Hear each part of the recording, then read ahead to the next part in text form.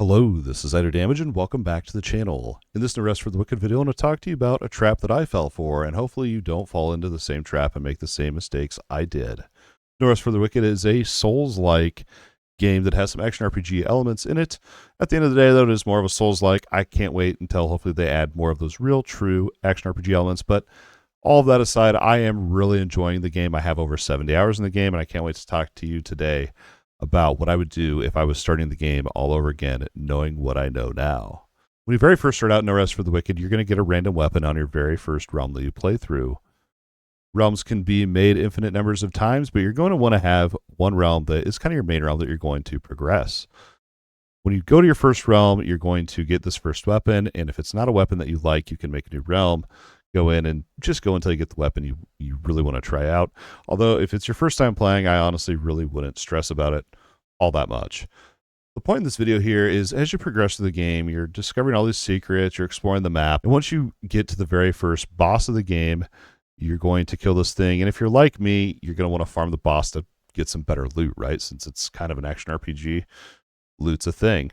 Now, just for this video, I went back and tested how many kills it took on average for the unique weapon to drop from this boss.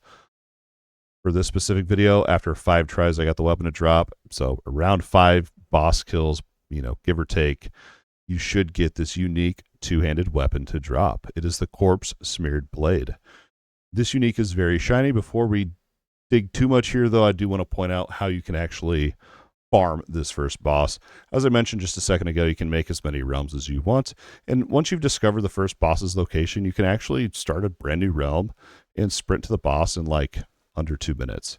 And you can farm the boss just by going in, making a new realm, running to that first boss, and so on. Just keep making a realm as many times as you want to farm the boss. Good luck to you. Hopefully it drops early on or not. And that's the point of this video here, is this Corpse Smeared Blade is going to be probably one of the first unique items that you find in No Rest for the Wicked.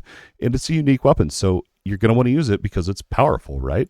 And what I did was I held on to this weapon for way too long, and I really wish I would have tried out other weapons along the way. Corpse Smeared Blade is a really great weapon. It is very strong, but it's very slow paced. And on top of that, it also has a high equipment load as well. Equipment load in No Rest for the Wicked kind of determines your character's speed. You have fast, normal, and heavy, which makes your character very slow. And if you haven't invested any attribute points into your equip load, this weapon will weigh you down so much and make your character very slow. And when you very first start out the game, you're learning mechanics, and the quicker your character can move, it's a little bit easier to kind of discover all the different mechanics in the game. So if you're running around with this ginormous sword, you're going to be slower. You're not going to be seeing some of the other mechanics that the game does have to offer. Now, I'm not saying don't use this weapon at all. In fact, I think you should try it out, but I think you should keep your options open when it comes to your weapon type and what you want to use, because this will determine your playstyle, and it could even impact your enjoyment of the game. Corpse Smeared Blade, as I said, is a really powerful sword. It hits hard, but it is slow. It does have some skills on it. One skill on there that I really love is the Thorn skill that you can buff yourself with, and then whenever something hits you, they take damage in return. This works even on ranged or casters. If they hit you with magic, they take damage in return. It's a really cool skill, but once you unlock your Enchanter and Sacrament up to level 3, which is the max, you can actually buy the Thorns rune and put it onto any weapon that you would like to. As I said, I held on to the sword way too long. I think I was like into Act 3, starting in the Nameless Passage, still using the sword, and the game felt very, very challenging. And it could just be because I was still learning the game, but I think a large part of it was because I was using that ginormous sword and just not trying out any other weapons, because the damage was less, it wasn't unique, and I just felt like, well, this is the best sword in the game, I got to use it. If I could go back in time now, I would have checked it out, maybe just held on to it for the Thorns buff, but tried out other weapons, because you can unlock up to 3 weapon slots, so you kind of want to try out what you like. I very first switched to maces once I decided to kind of try something else out, and it felt like a whole new game once I started swinging around the one-handed mace. It has really good stagger with the mace, and at the end of the day, I honestly wish I would have just tried out other weapons a lot sooner.